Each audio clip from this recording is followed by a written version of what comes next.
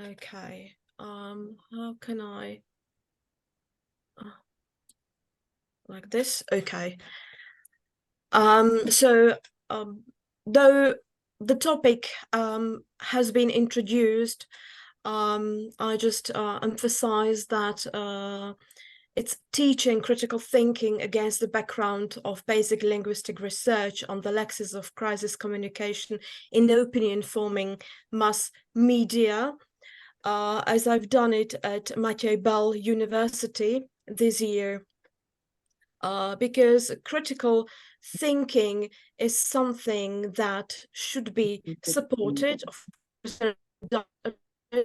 but the question is how to do it, and how to do it in a sort of natural way, that it's not me as a teacher to tell my students what to think, but it's up to them to come to logical conclusions.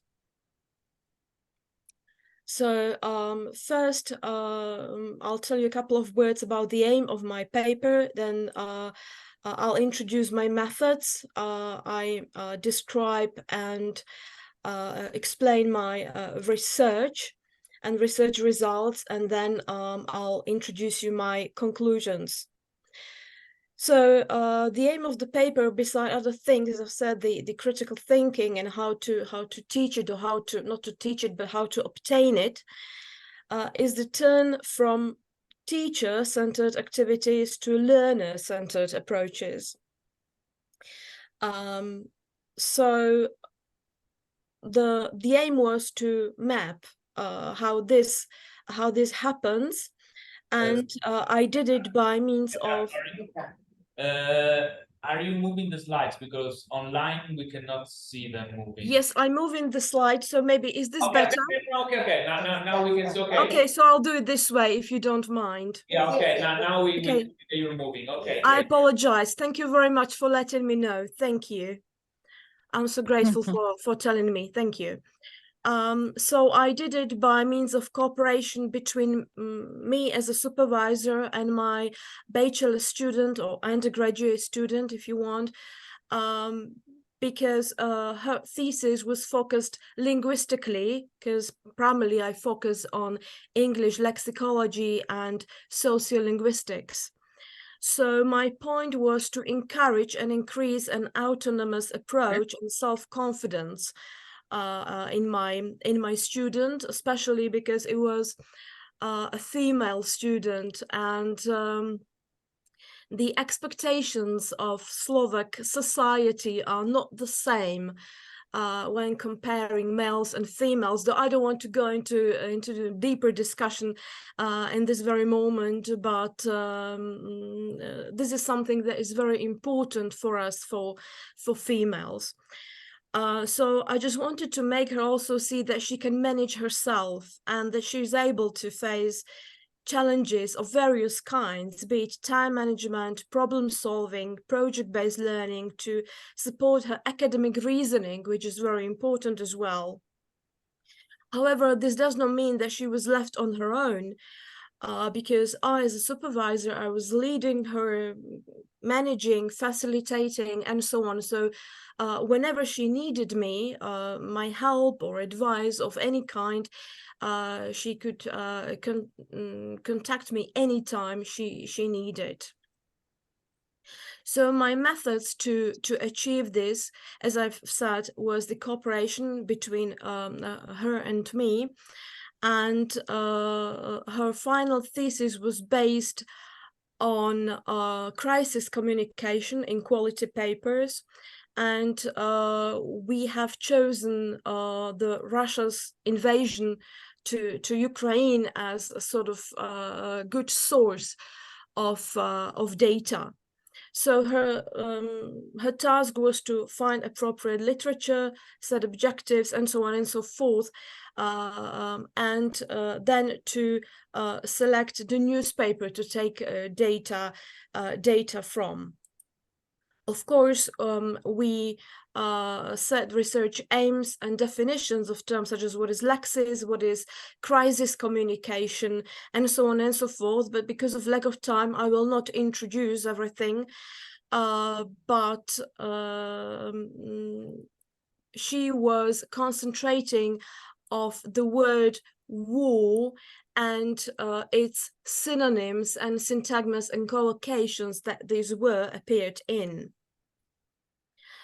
Data collection, as I said, was chosen as the source was chosen The Guardian, which is the British newspaper that was reliable, globally accessible online. It was informing its readers of any crisis occurring in the world at the time, be COVID-19 or ongoing Russia's war, and so on. And they had the specific rubric Ukraine invasion, which made things easier for us. Then we used Sketch Engine when we excerpted all the important or all articles on Russia's aggression, and we put it into Sketch Engine, which is an excellent corpus tool for processing the data. The articles were excerpted in 1 week, in the first week of war, from February the 24th till March the 2nd, 22. It was the first week, and a year later. So we could analyze and compare the Lexis and syntagmas and so on. However, we were, at the very beginning, we were more ambitious first, because we wanted to observe and excerpt more articles and to sort of capture a longer time period. But it turned out that this was not possible for many reasons, because the bachelor thesis in Slovakia is supposed to have specific number of characters with spaces, so we didn't want to keep this. We wanted to meet this criterion, and of course lack of time and so on. But she was able to accept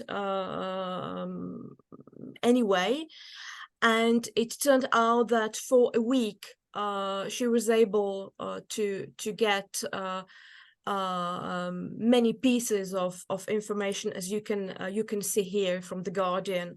So in 2022, she accepted over 350 articles. Compared to a year later, it was 69, so nearly 70 on Russia's aggression in Ukraine. As you can see, the number decreased dramatically. Also, you can see the number of words in total, and the lexemes that were found in or put into Sketch Engine as the synonyms of war. In the first year, it was Ukraine. You can see the frequency, also Russia and Putin. Though, of course, we cannot say that Putin is the synonym of war, but in this specific context, it is possible, of course, if not necessary, I would say. So the point is that the student could have seen that even the synonyms, which is the part of lexicology classes that I teach, that even synonyms must be contextualized. So we just cannot, I would say, cut off a word from the context. However, compared to a year later, she found out that the most frequent words or synonyms with war were invasion, conflict, attack, and aggression. And the reason for this was that at the time, I mean, after a year, it was clear who the aggressor was and who or what country was the attacked one.